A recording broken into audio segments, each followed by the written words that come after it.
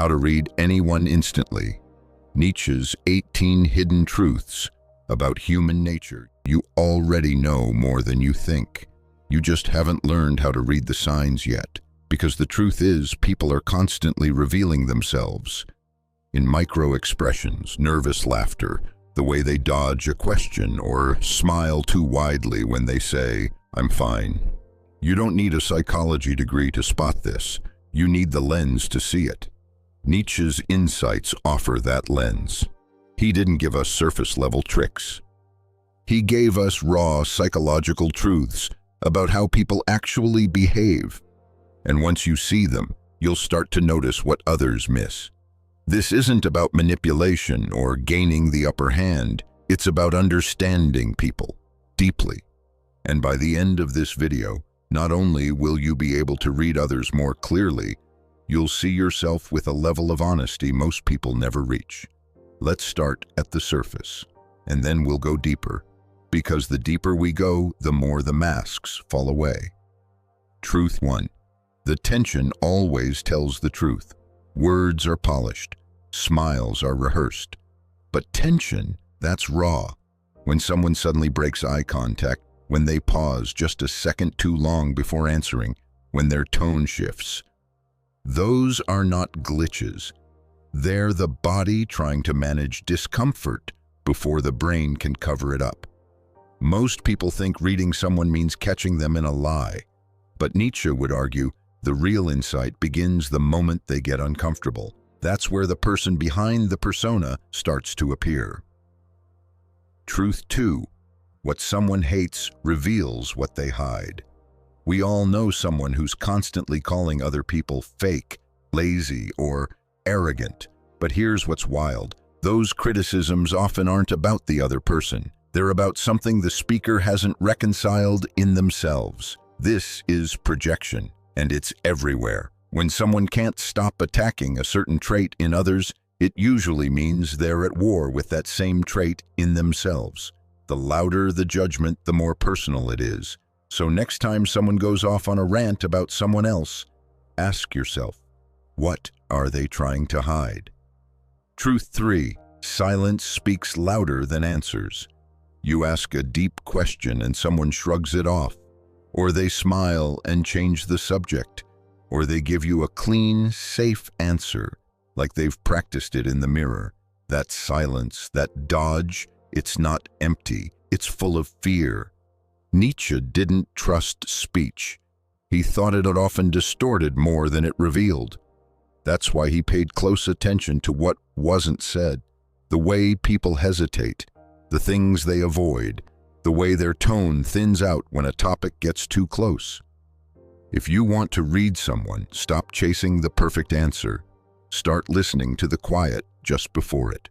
Truth 4. Virtue signaling is often disguised as ego. The person who's always correcting others, constantly preaching morality, or calling out everyone else's flaws in the name of justice, might not be noble. They might just be looking for a socially approved way to feel superior. Nietzsche called this the will to power in disguise. Sometimes people moralize, not because they're good, but because it gives them control, status, or attention. True virtue is quiet. It doesn't need applause. So beware of loud moral performers. The louder they shout, the more they might be hiding. Truth 5. People deceive themselves before they deceive you. I'm over it. It doesn't bother me. I don't care anymore. We've all said things like this and believed them, but deep down, something still stings. Nietzsche understood that self-deception isn't weakness. It's a survival tactic. We lie to ourselves to function, to make sense of chaos, to keep moving forward without breaking down. So if someone's story doesn't add up, don't rush to call them fake. They might be clinging to the version of the story that hurts the least. Their inconsistencies aren't flaws. They're maps to the real pain they haven't faced. Truth 6. Where someone acts superior, they usually feel inferior. Have you ever met someone who constantly reminds you how successful they are, or casually slips in their accomplishments every few minutes? It might look like confidence, but it's often fear. Real confidence doesn't need to convince you. Nietzsche saw superiority as a shield, a way to cover deep feelings of inadequacy. And the person who can't stop trying to prove they're better is often terrified of being seen as less. It's not about ego, it's about protection. The crown is just covering the wound. Truth 7. Most behavior is driven by unconscious fear. Why do people over-explain? Why do they ghost? Why do they lash out over small things or stay silent when they clearly want to speak? Fear. Deep, unspoken fear. Fear of rejection, fear of abandonment, fear of not being enough. Nietzsche didn't believe people act from reason. He believed they act to avoid pain. And when you understand this, their actions start making sense. You stop asking, why are they doing this? And you start asking, what are they afraid of losing? That question will unlock everything. Truth 8. Chronic criticism is pain in disguise. We all know the type. Constantly nitpicking, constantly complaining.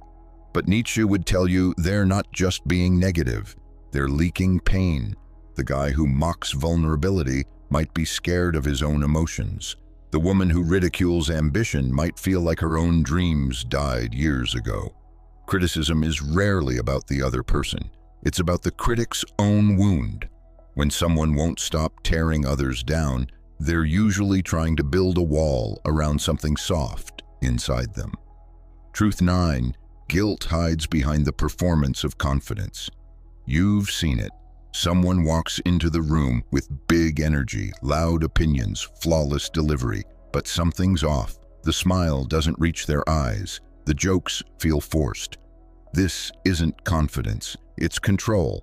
Nietzsche believed that certainty is often armor, and people who seem too put together might be compensating for something they regret, something they still carry but can't say out loud. Real peace doesn't show off. It doesn't need to. Truth 10. Exaggeration is a confession. When someone says, I don't care what anyone thinks, they probably care more than most. When someone insists they're always happy, it's worth asking why they're trying so hard to prove it. Extreme language is often the ego's attempt to drown out doubt. Nietzsche believed that balance is real strength and that exaggeration is a clue. Its volume turned up to mask what someone doesn't want to hear inside themselves. When you hear someone go to extremes, don't take it at face value. Ask what they're trying not to feel. Truth 11. Control is the mask worn by chaos. We all crave stability, but for some it becomes obsession. Every plan has to be perfect, every conversation steered, every outcome known. This isn't discipline, it's panic in disguise. Nietzsche understood this better than most. When someone is rigid on the outside, they're usually unraveling on the inside. The need to control others often comes from the fear of losing control within. So next time someone seems overbearing, don't meet it with resistance. Meet it with curiosity. They're not fighting you, they're fighting the feeling that everything could fall apart. Truth 12. The louder the life, the emptier the self. Look at social media today. Filters, curated routines, oversharing under the mask of authenticity.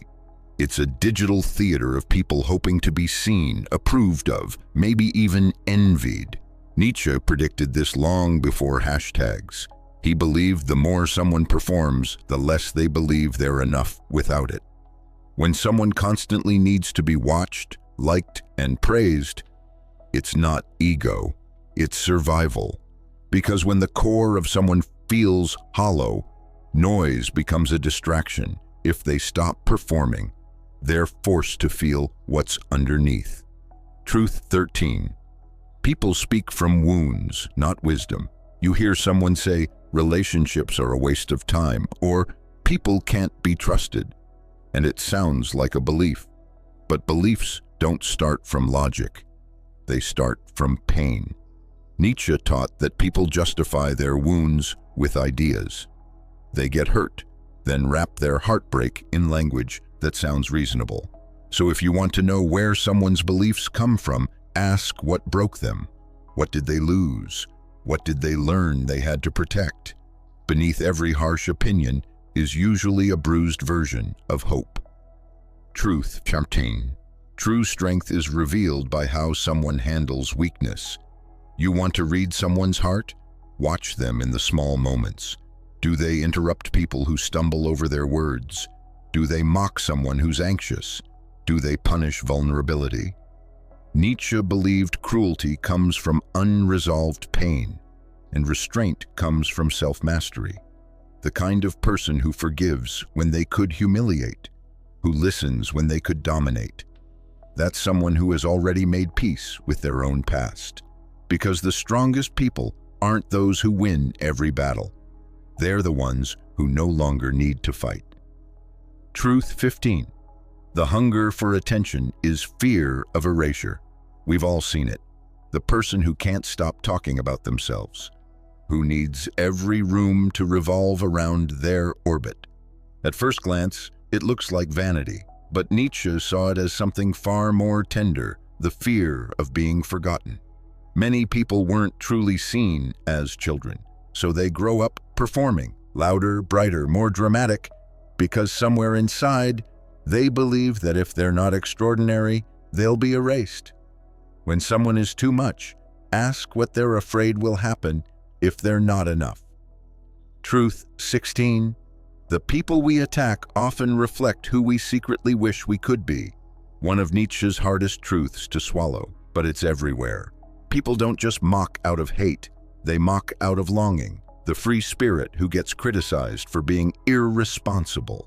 The confident woman labeled intimidating. The quiet success story dismissed as boring. Criticism is easier than admiration, especially when admiration feels threatening. Envy doesn't always look green. Sometimes it looks like sarcasm. Sometimes it's gossip. Sometimes it's a passive-aggressive comment at a dinner party. But behind it, desire, unspoken and unclaimed. Truth 17. People repeat childhood patterns, not chosen values. We love to believe that we act from principle, that our choices are intentional, our habits carefully selected. Nietzsche would disagree. Most people are simply reenacting emotional scripts they learned long ago. The one who never felt heard now dominates every conversation. The one who had to earn love now overworks and overgives in relationships. The one who grew up walking on eggshells now chases calm obsessively. If you want to read someone, don't just look at what they do. Ask, who did they have to become to feel safe? Behavior is biography. Every choice is a line in a longer story. Truth 18. Patterns are confessions. Not everyone can name their trauma, but everyone will show you in their inconsistencies, in their routines, in how they disappear or chase or stay silent at exactly the wrong time. These aren't just quirks, they're coded messages. Nietzsche believed that if you looked closely and listened without judgment, you'd hear people's fears before they ever said a word. The person who pushes others away the moment things get real, they're not cold. They're terrified of being abandoned. The one who jokes about everything, they're not careless. They've just learned that humor hurts less than honesty. When you start seeing these patterns, you stop personalizing, you stop reacting, you start understanding. Because the moment you see the pain, you can finally offer grace. And when you offer grace, something incredible happens. You don't just become more aware, you become more human. So take a breath, look back over these 18 truths, and ask yourself, where have you seen them? In others? In yourself? Nietzsche didn't share these ideas to make us more skeptical. He wanted us to be more awake, to see that underneath every mask is a scared, tired, hopeful, beautiful soul, just trying to be okay. And maybe that's the real gift. Not reading people to control them, but reading people to recognize them, so no one has to feel invisible again. Remember, the ability to read people clearly is only powerful if you use it kindly. Calm minds usually click subscribe. That's it for now.